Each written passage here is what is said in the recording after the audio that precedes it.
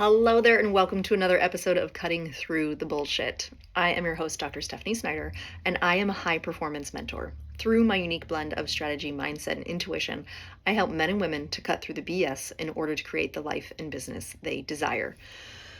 So today, this is going to be a good one. I was making some notes last night. I was in a great little flow, and I was making some notes as to what podcast topics I wanted to talk, or topics rather, that I wanted to talk about on the podcast today. As you know, I batch create, and so this is episode 2 for today. And really great episode if you listened to the last one. But today we're going to talk about who is it that you're living for? Now, maybe you're like, well, that's a weird question, Steph. Why would you even ask that? But what I want you to start to think about is the stuff that you do throughout the day. Who are you doing it for?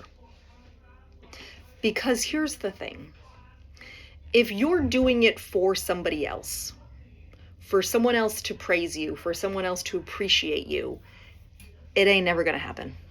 I know it was terrible grammar, right?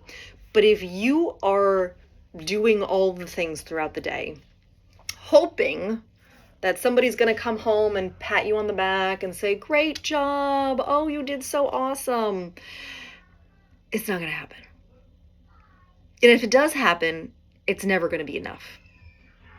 Because as long as we continue to live for somebody else and their expectations, we will always be unfulfilled. Always. I know from firsthand experience, right? So I remember very vividly, it was just the older two kids. We had moved back from Sicily recently, but it wasn't right away.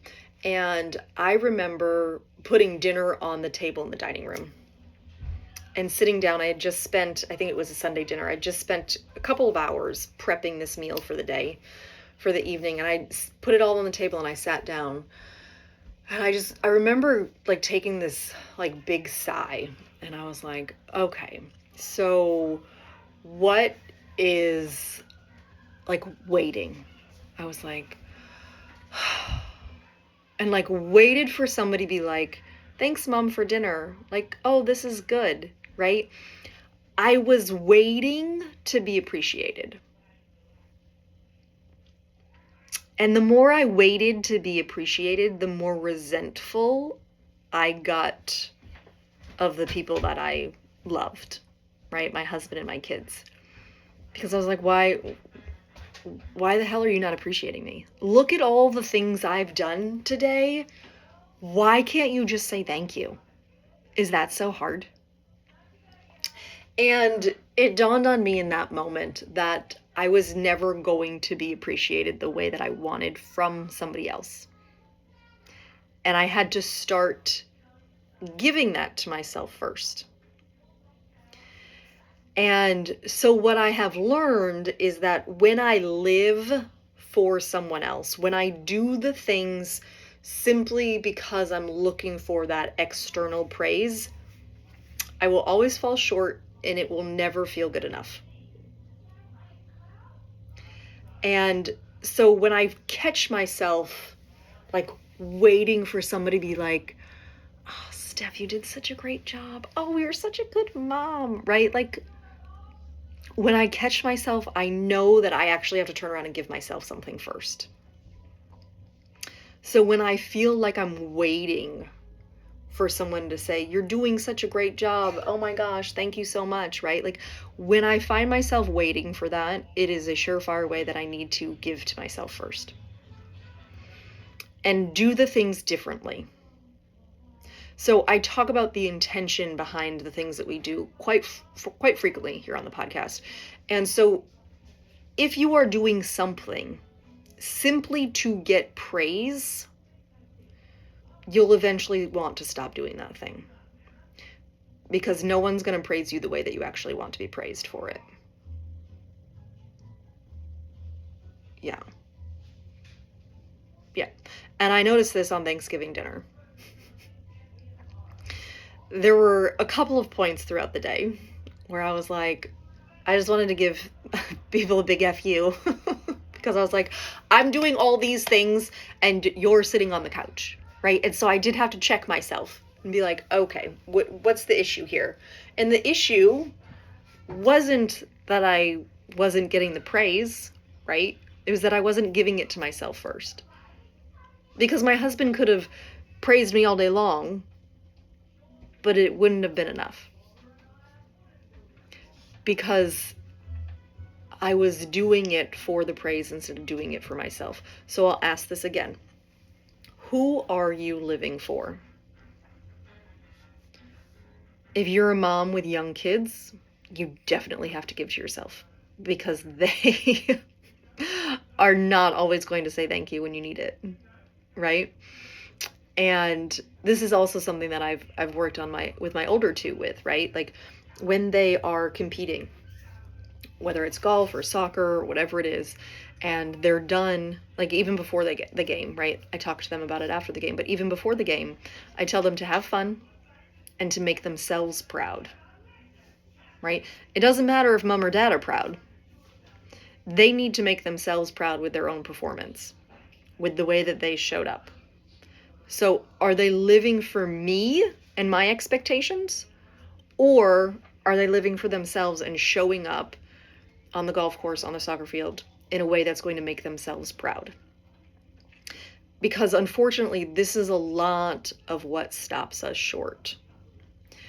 We end up living for somebody else. We end up trying to hold up to somebody else's expectation, which, by the way, half of these expectations were never even spoken to us. We just assumed that this was the thing that they wanted us to do. And then when we didn't do the thing, we had to find another way to earn love, right? This is the twistedness of it all. And so when I ask you, who are you living for? Are there unspoken expectations that you think you have to uphold as a wife, as a mom, as a husband, as a dad, right? Are there expectations that you think you have to uphold? Who gave them to you? Are they serving you anymore? And can we look at them so you can actually live for yourself? Because when you live for yourself, you are going to be naturally more confident because you don't give a crap what other people think. But as long as you're worried about somebody else loving you, liking you, whatever, you're going to be living for that person. This is part of the problem with social media. We live for the likes. We show up for the likes. We do our movies, our reels, whatever it is. We create them in a way that we get more likes. But when you're showing up for the like, you're not actually living for yourself, you're living for the like. And so I really want you to look at this, right? When you get out of bed in the morning, are you excited for what you're going to be doing? Or do you immediately think of all the things that you have to do for somebody else? Because you're going to get tired of that real quick. And it's going to cause some resentment. And I hope that you're strong enough to come back to the other side of the resentment, because sometimes the resentment just snowballs and that creates a whole bunch of issues in multiple relationships. So if you find that you are not actually living for yourself, it's time to make a change. Okay? So how do we do this? How do we begin to make a change and actually live for ourselves? Well, as I talk about all the time, the very first step is that awareness. You've got to realize that you're doing this thing for a like, right? And so what I do in this instance, when I notice that I'm doing the thing for the like, is I will say, okay, I'm folding the laundry. Why am I folding the laundry? I'm folding the laundry because I love my children, right? Not because I want my children to be like, oh, thank you, Mom, you're the best mom in the whole world, right? I clean my house. Not because I want my husband to come home and go, oh, you did such a great job cleaning the house, but because I love my house. And I know that when my house is well kept, I'm more grateful for it. right? And so I've got to look at this. Why am I doing the thing? Am I doing it out of love? Or am I doing it from a space of fear where if I don't do it, somebody won't like me? Those are two very different energies, two very different intentions. So if you're doing it for fear that someone won't appreciate you if you don't do it, right? Like I just got a phone call today from my kid's school. They're doing a Christmas pageant thing next week, and they're doing a little whatever, a little cookie sale after. I don't think it's a cookie sale. A cookie fellowship, that's what they called it. And so after the pageant, they're doing a cookie fellowship, and they called and said, you know, hey, Miss Snyder, would you be willing to make some cookies? Absolutely. I didn't even have to question that, right? Then I did have to look at my schedule and go, okay, when I'm going to make the cookies because we have this, this, and this, right? But I know that making those cookies will be a labor of love because I get to make them with my kids, and we like making cookies this time of year. So I got to look at that differently instead of going, oh God, if I say no, are they going to like me? Here's the thing. She probably would have been fine if I was like, you know what? I actually don't have the time. I can pick some up at the store. Won't be able to make any homemade. That probably would have sufficed, right? Quite frankly, I'm just grateful that they were like, oh, you can make them homemade, because for a very long time, everything had to be store-bought. And you couldn't make anything homemade and bring it into the schools, right? And so again, landing the plane here, I really want you to think about, who are you living for? Are you living for other people's expectations and their appreciation of you? Because their appreciation will never be enough.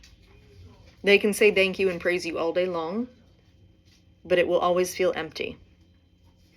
And so you've got to learn to appreciate yourself first. And so my example with making the dinner, right? I started to sit down and know that it was a good meal, that I no longer needed my kids to go, thanks, Mom, for dinner. It's really good, right? And so when I made that shift, I began to enjoy the things that I did a whole lot more, and my family didn't feel so much like a burden. I was like, I get to do this for my kids. How lucky am I to be able to make homemade cookies for their school thing, right? So figure out who you're living for. Decide that you are worth living for first. Okay, this is not selfish. This is one of those FAA things where you've got to put your own oxygen mask on first. The plane's going down. You can't be a great mom, a great employee, a great person if you're constantly resenting the people that you're doing things for. So you've got to come up with another reason why you're doing it, and do it because you love it, not because you have to. So I'm sending you so much love. I hope you have a beautiful rest of your day. And as always, be you, because the world needs more of you. Bye, love.